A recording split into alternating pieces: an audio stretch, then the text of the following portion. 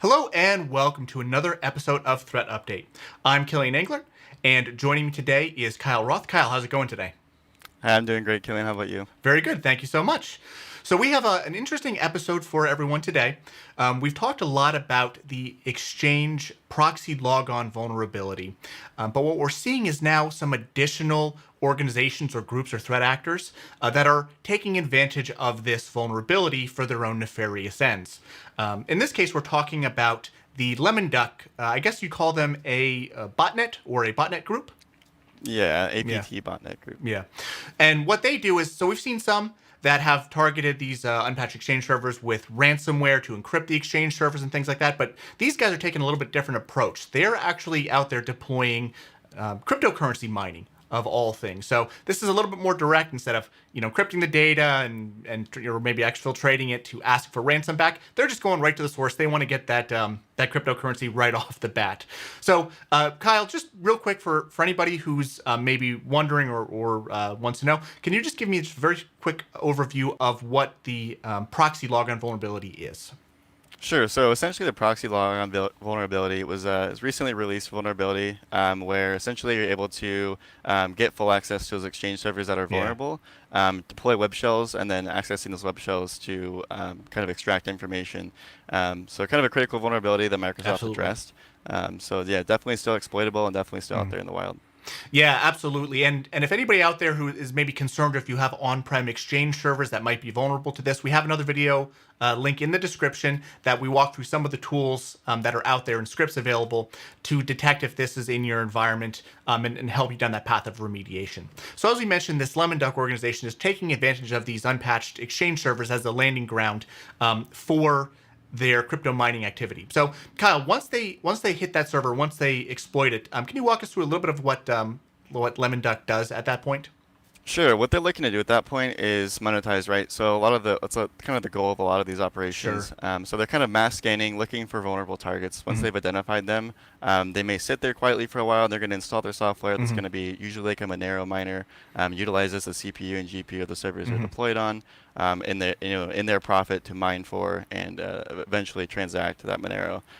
So Yeah. yeah, but essentially they're looking for those vulnerable servers. Once they've identified them, they'll install that software. Mhm. Hopefully they'll let it run for as long as they can. Right. And one or two machines that are lost is no big deal because they've already amassed a certain Right. huge number of botnets. So yeah, it's generally the approach I think that they're Mhm. taking.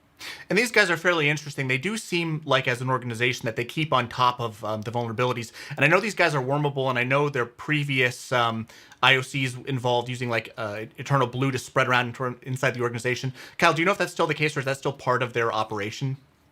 I would say it's less the case because only Right. because this proxy logon is it's just very similar in the nature that it's Mhm. widely exploitable. Mhm. Those who don't follow closely with it, it's very new still, so the effectiveness is probably higher. Mhm. While Eternal Blue machines are still out there, it's Yeah, probably not in the in that quantity that they need to be profitable. So makes I would sense. assume then they probably gonna utilize this to the best that they can. Yeah, sounds good. So, in terms of helping organizations detect if they might be affected by this, I know we've had a number of instances where we've helped organizations do some investigations. Um, Sure. Typically, what are some of the things that we might look at, or we might help customers look at to spot signs that they might be infected with Lemon Duck? Right. So as far as detecting that initial compromise, that Microsoft Exchange Hmm. vulnerability, utilizing those IOCs that are provided by Microsoft in their scanning Hmm. scripts, that's a great start. Obviously, if you have anything on-prem that's Exchange, not sure if you patched it or Sure. not, just for verification purposes, they update Hmm. that script fairly often. Hmm. So that would be a great place to start. And then as far as identifying Lemon Duck or the miners associated with that operation, you're looking for spikes in GPU usage, Hmm. spikes in CPU usage. Generally, Right. Monero tends to use both. I believe what they're using does. But Hmm.